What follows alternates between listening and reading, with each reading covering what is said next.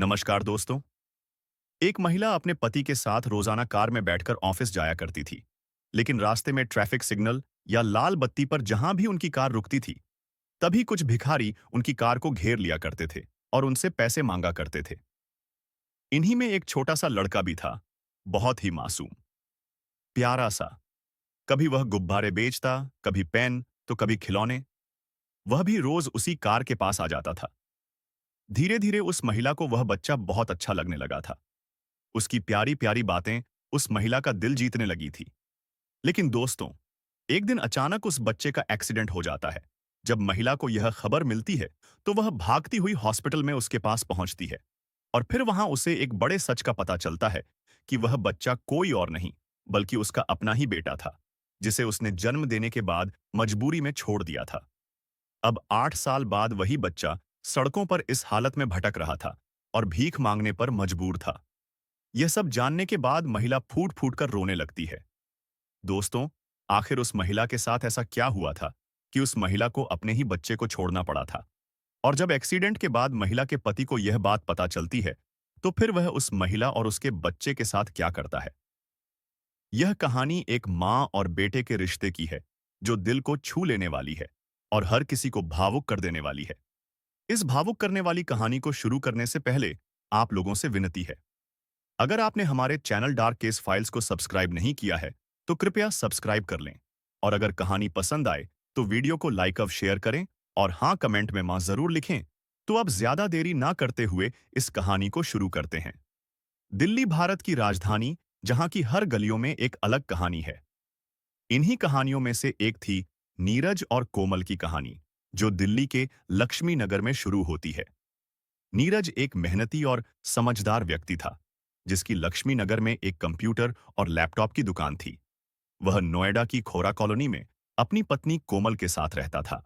कोमल एक पढ़ी लिखी और संवेदनशील महिला थी, जिसने 12वीं के बाद ग्रेजुएशन पूरा किया था। उसकी समझदारी और सादगी नीरज को बहुत पसंद थी। दोनों की शादी को कई साल हो चुके थे और उनकी जिंदगी एक सुखद लय में चल रही थी। हर सुबह नीरज और कोमल अपनी कार में साथ बैठकर नोएडा से लक्ष्मी नगर अपनी दुकान के लिए निकलते थे। दुकान अच्छी चल रही थी और उन्होंने 2 कर्मचारियों को भी रखा था। उनकी जिंदगी में सब कुछ ठीक था। एक सुंदर घर, अच्छी कमाई और एक दूसरे का साथ। कोमल उस समय 6 महीने की गर्भवती थी और दोनों अपने आने वाले बच्चे को लेकर उत्साहित थे। लेकिन रास्ते में लक्ष्मी नगर की रेड लाइट पर उनकी जिंदगी में एक अनजानी कहानी जुड़ने वाली थी। लक्ष्मी नगर की रेड लाइट दिल्ली की उन व्यस्त चौराहों में से एक थी, जहां ट्रैफिक का रुकना आम बात थी। जब भी नीरज की कार वहां रुकती, आसपास के बच्चे और लोग गाड़ियों को घेर लेते। कोई पैसे मांगता, कोई फूल बेचता, तो कोई शीशा साफ करने की कोशिश करता। इनमें से एक बच्चा था भोला, एक 10 साल का मासूम बच्चा, जिसके चेहरे पर भोलापन और आंखों में एक अनकही कहानी थी। भोला कभी गुब्बारे बेचता, कभी पेन, तो कभी खिलौने बेचता था। उसकी छोटी सी दुनिया सड़क के उस चौराहे तक सीमित थी, जहां वह दिन भर मेहनत करके कुछ पैसे कमाता था। एक दिन जब नीरज और कोमल की कार रेड लाइट पर रुकी, भोला उनके पास आया। उसके हाथ में रंग बिरंगे गुब्बारे थे। वह कोमल की तरफ देखकर बोला, आंटी, गुब्बारे ले लो, बहुत अच्छे हैं। कोमल ने उसकी मासूम आवाज सुनी और मुस्कुरा दी। उसने हल्के से मजाक करते हुए कहा, मैं गुब्बारे का क्या करूंगी बेटा? भोला ने तुरंत जवाब दिया, आंटी, अपने बच्चे को दे देना। कोमल, जो उस समय गर्भवती थी, हंस पड़ी और बोली, मेरा बच्चा तो अभी पैदा भी नहीं हुआ। जब तक वह बड़ा होगा, तब तक तो तेरा यह गुब्बारा फूट जाएगा। बेटा, भोला ने अपने भोले अंदाज में कहा, नहीं फूटेगा आंटी, अगर आप नहीं फोड़ोगी तो यह फूटेगा नहीं। भोला की यह बात सुनकर कोमल का दिल पिघल गया। कोमल ने भोला से कहा, बेटा, आपका नाम क्या है? तो भोला ने कोमल को बताया, आंटी, मेरा नाम भोला है, बहुत प्यारा नाम है, कोमल ने कहा। फिर कोमल ने भोला के सिर पर हाथ फेरा और 2 गुब्बारे खरीद लिए। उसने गुब्बारों के पैसे दिए और चुपके से 100 रुपये अतिरिक्त भोला की जेब में डाल दिए। भोला की आंखों में चमक आ गई और वह खुशी से दूसरी गाड़ी की तरफ चला गया। उस दिन सिग्नल हरा हो गया और नीरज ने कार आगे बढ़ा दी। कोमल की नजरें भोला को देखती रही और उसके मन में भोला के प्रति एक अनजाना सा लगाव जाग उठा था। उस दिन के बाद कोमल और भोला की मुलाकातें रेड लाइट पर नियमित होने लगी। हर 2-4 दिन में जब भी रेड लाइट पर कार रुकती, भोला अपनी छोटी सी टोकरी या गुब्बारों के साथ उनकी गाड़ी के पास आ जाया करता था। कभी वह पेन बेचता, तो कभी छोटे-छोटे खिलौने। एक दिन कोमल ने देखा कि भोला पेन बेच रहा था। उसने शीशा नीचे किया और पूछा, क्या बात है? भोला, आज गुब्बारे नहीं पेन बेच रहा है? भोला ने हंसते हुए कहा, आंटी, गुब्बारे तो फूट जाते हैं, उसमें नुकसान हो जाता है। यह पेन ले लो, 10 रुपये का एक है। कोमल को पेन की जरूरत नहीं थी, लेकिन भोला की मासूमियत ने उसे फिर से प्रभावित किया। उसने 5 पेन खरीद लिए और इस बार भी उसे अतिरिक्त पैसे दे दिए। धीरे धीरे कोमल और भोला में एक अनोखी दोस्ती बन गई। कोमल को भोला का भोलापन, उसकी सादगी और उसकी मेहनत बहुत पसंद थी। वह भोला से बात करने के लिए उत्सुक रहती थी। भोला भी कोमल को आंटी कहकर पुकारता और अपनी छोटी छोटी बातें साझा करता। वह बताता कि वह संगम विहार की झुग्गियों में अपनी दादी के साथ रहता है और जो कुछ कमाता है उसे दादी को दे देता है। कोमल को उसकी बातें सुनकर एक अजीब सा सुकून मिलता। वह हर बार भोला से कुछ ना कुछ खरीदती और बदले में उसे 50 से 100 रुपये अतिरिक्त दे देती। नीरज को भी कोमल का यह व्यवहार पसंद था। वह कहता, तुम्हारा दिल बहुत बड़ा है। कोमल, तुम इन बच्चों की मदद करती हो, ये बहुत अच्छी बात है। लेकिन कोमल का मन भोला के लिए कुछ ज्यादा ही लगाव महसूस करता था।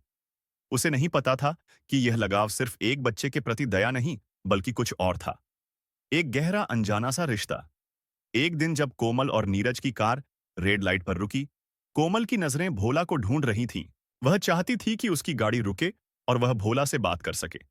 लेकिन उस दिन भोला कहीं दिखाई नहीं दिया। कोमल का मन बेचैन हो गया। तभी कुछ बच्चे दौड़कर उनकी गाड़ी के पास आए और बोले, आंटी, आप भोला को ढूंढ रही हैं? क्या? कोमल ने बच्चों से कहा। हाँ भोला, कहाँ है? आज दिखाई नहीं दे रहा, बच्चों ने बताया। आंटी, उसका एक्सीडेंट हो गया है।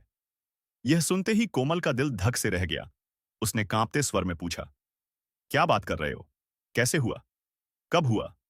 वह कहाँ है? बच्चों ने बताया कि भोला संगम विहार की झुग्गियों में रहता था। उस दिन सुबह जब वह घर से रेड लाइट की ओर निकला, तो एक तेज रफ्तार कार ने उसे टक्कर मार दी। बच्चे बोले, आंटी, उसकी हालत बहुत खराब है। उसके सर में काफी चोटें आई हैं और उसे अस्पताल ले गए हैं। कोमल की आंखों में आंसू बहने लगे। उसने तुरंत नीरज से कहा, मुझे भोला के घर ले चलो। मेरा दिल नहीं मान रहा, मुझे उसे देखना है। नीरज ने कहा, कोमल, मैं दुकान जा रहा हूं।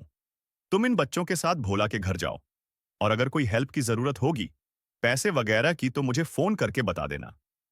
कोमल ने 2 बच्चों को साथ लिया और एक ऑटो पकड़कर संगम विहार की ओर चल पड़ी। रास्ते में उसका मन बेचैन था। वह बार बार भोला के चेहरे को याद कर रही थी। उसकी मासूम हंसी, उसकी भोली बातें। उसे समझ नहीं आ रहा था कि वह इतनी परेशान क्यों है, लेकिन उसका दिल कह रहा था कि उसे भोला के पास पहुंचना है। संगम विहार पहुंचने पर कोमल ने देखा कि एक छोटी सी झुग्गी के बाहर एक बुजुर्ग महिला बैठी रो रही थी। कोमल उस महिला को देखते ही चौंक गई। वह भोला की दादी थी और कोमल उसे अच्छी तरह पहचानती थी। वह महिला भी कोमल को देखकर हैरान रह गई। वह महिला कोमल के पास आई और फूट फूट कर रोने लगी। उसने कहा, मैं तेरे बेटे को नहीं बचा सकी, कोमल। कोमल का दिल जोर से धड़कने लगा। उसने कांपते स्वर में पूछा, क्या भोला, मेरा बेटा रजत है? दादी ने आंसुओं से भरी आंखों के साथ हां में सिर हिलाया। यह सुनकर कोमल की दुनिया उजड़ गई। वह चिल्लाने लगी, मेरा बेटा, मैं उसे पहचान भी नहीं पाई। मैं कितनी अभागन हूं। वह अपने सीने को पीटने लगी और बेहोश होकर गिर पड़ी। आस पड़ोस की औरतें उसे संभालने आई। वे हैरान थीं कि इतनी सभ्य और सुंदर महिला का बेटा सड़कों पर गुब्बारे बेच रहा था। जब कोमल को होश आया, उसने दादी से सारी बात पूछी। दादी ने बताया कि भोला वही है जिसे तू प्यार से राजू भी बुलाती थी। वह तेरा बेटा रजत है दोस्तों। रजत कोमल का बेटा था, जिसे उसने कई साल पहले अपनी सास के पास छोड़ा था। कोमल की आंखों से आंसू रुकने का नाम नहीं ले रहे थे। उसने कहा, मैं उसे देखना चाहती हूं, मुझे मेरे बेटे के पास ले चलो। दोस्तों, कोमल और रजत की पूरी कहानी को समझने के लिए हमें साल 2005 में वापस जाना होगा। कोमल, जो लखनऊ की रहने वाली थी, जब वह 18 साल की उम्र में थी, तो कॉलेज पढ़ाई करने के दौरान वह मोहित नाम के एक लड़के से प्यार कर बैठी। मोहित एक आकर्षक और बिंदास लड़का था। लेकिन उसके परिवार को यह रिश्ता मंजूर नहीं था। कोमल के माता पिता ने उसे बहुत समझाया, लेकिन कोमल ने उनकी बात नहीं मानी और उसने मोहित से कोर्ट में शादी कर ली। शादी के 1 साल बाद, यानी साल 2006 में, कोमल और मोहित के बेटे रजत का जन्म हुआ। कोमल अपनी छोटी सी दुनिया में खुश थी, लेकिन जल्द ही उसे मोहित और उसके पिता की असलियत पता चली। मोहित एक गैंगस्टर और शूटर का बेटा था, जो अपने पिता के साथ अपराध की दुनिया में लिप्त था। कोमल ने उसे कई बार समझाने की कोशिश की, लेकिन मोहित नहीं माना। साल 2007 में मोहित के दुश्मनों ने मोहित के पिता और मोहित की हत्या कर दी। कोमल अकेली रह गई और अब उसका एकमात्र सहारा उसका बेटा रजत था। लेकिन कोमल के माता-पिता, जो उसकी शादी से नाराज थे, एक दिन उसके पास आए। उन्होंने कहा, कोमल, मोहित अब इस दुनिया में नहीं है। तुम्हारी उम्र अभी कम है। अपनी जिंदगी दोबारा से शुरू करो। हम तुम्हारी दूसरी शादी कर देंगे, लेकिन एक शर्त है, छोड़ना होगा। कोमल ने इसका विरोध किया। वह अपने बेटे को छोड़ने के लिए तैयार नहीं थी, लेकिन परिवार का दबाव और सामाजिक परिस्थितियां ऐसी थीं कि उसे मजबूरन रजत को अपनी सास के पास छोड़ना पड़ा। रजत को छोड़ते समय कोमल का दिल टूट गया। वह लखनऊ अपने माता-पिता के पास चली गई, लेकिन रजत की याद उसे हर पल सताती थी। उसके माता-पिता ने उसकी शादी नीरज से तय कर दी। कोमल की पिछली जिंदगी के बारे में नीरज और उसके परिवार को कुछ नहीं बताया गया था। उसे एक कुंवारी लड़की के रूप में पेश किया गया था और कुछ दिनों में ही कोमल की शादी नीरज के साथ हो जाती है। नीरज एक अच्छे परिवार से था और नोएडा में रहता था। नीरज कोमल से बहुत प्यार करने लगा था और दोनों की जिंदगी अच्छी चल रही थी। लेकिन कोमल अपने बेटे को कभी नहीं भूल पाई। वह अकेले में रजत को याद करके रो लेती, लेकिन नीरज से कुछ कह नहीं पाती थी। इधर रजत की जिंदगी में तूफान आ गया था। रजत के चाचा की मृत्यु हो जाती है। चाचा की मृत्यु के बाद परिवार में उसे बोझ समझा जाने लगा, क्योंकि रजत अपने चाचा और चाची, वह दादी के साथ रहा करता था और चाचा की कमाई से ही इन सब का खर्च चलता था। इसके बाद उसकी दादी ने उसे संभाला, लेकिन परिवार के झगड़ों से तंग आकर रजत की बुआ उसे और उसकी दादी को दिल्ली के संगम विहार ले आई। वहां रजत अपनी दादी के साथ एक छोटी सी झुग्गी में रहने लगा। रजत की बुआ मजदूरी करती थी और रजत की दादी रजत की देखभाल करती थी। जब रजत 10 साल का हुआ, उसने देखा कि कुछ बच्चे सड़कों पर सामान बेचकर पैसे कमाते हैं। उसने भी अपनी दादी की मदद करने के लिए गुब्बारे, पेन और खिलौने बेचना शुरू कर दिया। दादी ने उसे मना किया, लेकिन रजत ने कहा, दादी, मैं यह सब सामान बेचकर पैसे कमाऊंगा और आपको दूंगा। इस तरह रजत, जिसे अब दादी प्यार से भोला बुलाती थी, लक्ष्मी नगर की रेड लाइट पर सामान बेचने लगा। दोस्तों, यह थी कोमल और रजत की पीछे की कहानी। अब कहानी में आगे चलते हैं। कोमल और भोला की दादी तुरंत अस्पताल पहुंची। अस्पताल में भोला के पास उसकी बुआ थी। भोला की बुआ ने बताया कि उसकी हालत बहुत गंभीर है। डॉक्टरों ने कहा कि सर में गहरी चोट है और बचने की उम्मीद कम है। कोमल ने घंटों इंतजार किया। वह भगवान से प्रार्थना कर रही थी कि उसका बेटा बच जाए। उधर नीरज कोमल को फोन करता है। कोमल ने कहा, नीरज, वह बच्चा बहुत गंभीर हालत में है। मैं आज दुकान नहीं आ पाऊंगी। नीरज को लगा कि कोमल किसी अनजान बच्चे के लिए परेशान है। उसने कहा, कोमल, दिल्ली में ऐसे हादसे रोज होते हैं। तुम इतनी इमोशनल क्यों हो रही हो? उसके परिवार वाले होंगे, वे देख लेंगे। कोमल कैसे बताती कि वह उसका अपना बेटा था? उसने फोन स्विच ऑफ कर दिया और भोला के पास बैठकर उसकी सलामती की दुआ मांगने लगी। 2 दिन बीत गए। तीसरे दिन डॉक्टरों ने बताया कि भोला को होश आ गया है। कोमल दौड़कर उसके पास गई। भोला ने कमजोर आवाज में कहा, आंटी, आप यहां। कोमल की आंखों से आंसू बहने लगे। वह बोली, बेटा, मैं आंटी नहीं, तुम्हारी मां हूं। उसने भोला का माथा सहलाया, लेकिन डॉक्टरों ने उसे ज्यादा बात करने से मना कर दिया। कोमल ने भगवान का लाख लाख शुक्रिया अदा किया। कोमल ने अगले कुछ दिन भोला की देखभाल में बिताए। कोमल ने नीरज को फोन नहीं किया और अपना फोन बंद रखा। नीरज को कोमल की चिंता होने लगी। वह उन बच्चों से पता पूछकर सीधा अस्पताल पहुंचा और वहां उसे सारी सच्चाई पता चली। वह गुस्से से आग बबूला हो गया। उसने कोमल से कहा, तुमने मुझे धोखा दिया। तुमने अपनी पिछली जिंदगी की इतनी बड़ी बात मुझसे छुपाई। आज से हमारा रिश्ता खत्म। कोमल चुपचाप सुनती रही। उसे सिर्फ इस बात की तसल्ली थी कि उसका बेटा बच गया। कोमल एक हफ्ते तक भोला की देखभाल करती रही। जब भोला को अस्पताल से छुट्टी मिली, वह उसे और उसकी दादी को संगम विहार ले गई। वह भोला की हर जरूरत का ख्याल रख रही थी, लेकिन 15 दिन बाद नीरज अपनी मां के साथ संगम विहार पहुंच जाता है। कोमल को देखकर वह भावुक हो गया था और कोमल भी नीरज को देखकर रोने लगती है। तभी नीरज की मां ने कहा, कोमल रो मत बेटा, तुम और भोला दोनों हमारे घर चलो। कोमल ने कहा, मम्मी जी, भोला की दादी भी हमारे साथ चलेंगी। नीरज ने भी कहा, कोमल, मैं तुम्हारे बिना नहीं रह सकता। मैंने गुस्से में तुम्हें बहुत बुरा भला कह दिया था। मुझे माफ कर दो और हमारे साथ घर चलो। उसके बाद कोमल, भोला और उसकी दादी नोएडा नीरज के घर चले गए। उस समय कोमल गर्भवती थी और 3 महीने बाद उसे एक बेटा हुआ। घर में खुशी का माहौल था। आज 2025 में भोला यानी रजत 18 साल का है। वह पढ़ाई के साथ साथ नीरज की दुकान में भी मदद करता है। उसका छोटा भाई 7 साल का है। पूरा परिवार खुशी से नोएडा में रह रहा है।